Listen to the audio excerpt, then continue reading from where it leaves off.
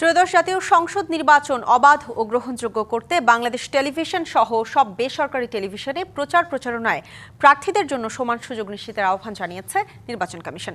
সকালে এক বিবৃতিতে এই আহ্বান জানায় কমিশন।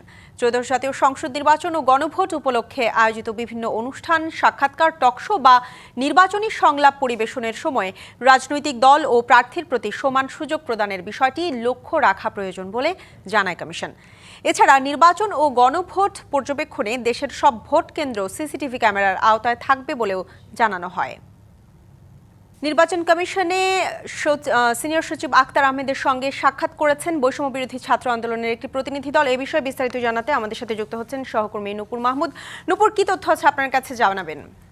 ধন্যবাদ আপনাকে। আপনি জানেন ইতিমধ্যেই কিন্তু নির্বাচনী ট্রেন ছেড়ে দিয়েছে। ত্রয়োদশ জাতীয় সংসদ নির্বাচনকে সামনে রেখে ইতিমধ্যে আমরা দেখেছি তফসিল ঘোষণার মধ্য দিয়ে এর আনুষ্ঠানিকতা শুরু হয়েছে। 12 ফেব্রুয়ারি কিন্তু ঘোষিত সময় অনুযায়ী নির্বাচন হবে বলে আমরা ইতিমধ্যে জানি, সকলেই জানি। একটি সুষ্ঠু নির্বাচন আয়োজন করতে নির্বাচন কমিশন সকল ধরনের প্রস্তুতি সম্পন্ন করছে। ইতিমধ্যে তারা সব ধরনের সহযোগিতা বিভিন্ন প্রতিনিধির সাথে কথা বলছেন এবং গতানুগতিকভাবেই কিন্তু যে আইন শৃঙ্খলা বাহিনীর সাথে এই বৈঠকটি কিন্তু খুব গুরুত্ব দিচ্ছেন, কারণ নিরাপত্তা, বাড়তি নিরাপত্তাটাকে মূলত তারা প্রাধান্য দিচ্ছেন। নির্বাচন কমিশনের পক্ষ থেকে তারা কিন্তু বলছেন কোনোভাবে নির্বাচনে যেন কোনো বিশৃঙ্খলা না ঘটে সেই বিষয়টি সকলের মাঝে তুলে ধরতে হবে।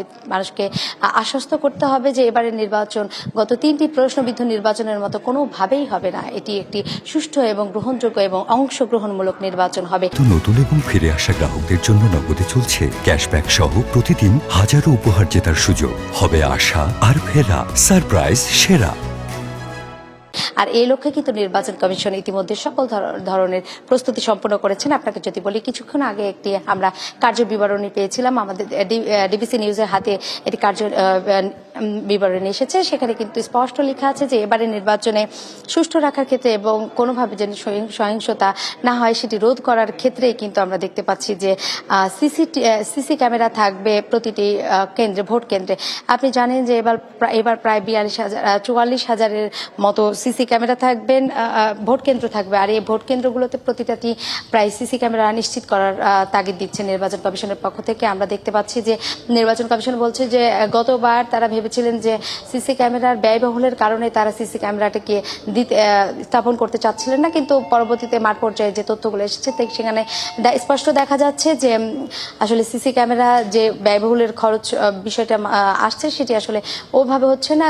বেশ কিছু জায়গায় সচল আছে, সেগুলো দিয়ে এক কথায় সব মিলিয়েই তারা কিন্তু একটি গণভোট এবং ত্রয়োদশ জাতীয় সংসদ নির্বাচন সুষ্ঠু করতে পারবেন। আর একটা বিষয় আপনাকে জানিয়ে রাখি, আজকে কিন্তু নূপুর, আপনাকে অসংখ্য ধন্যবাদ।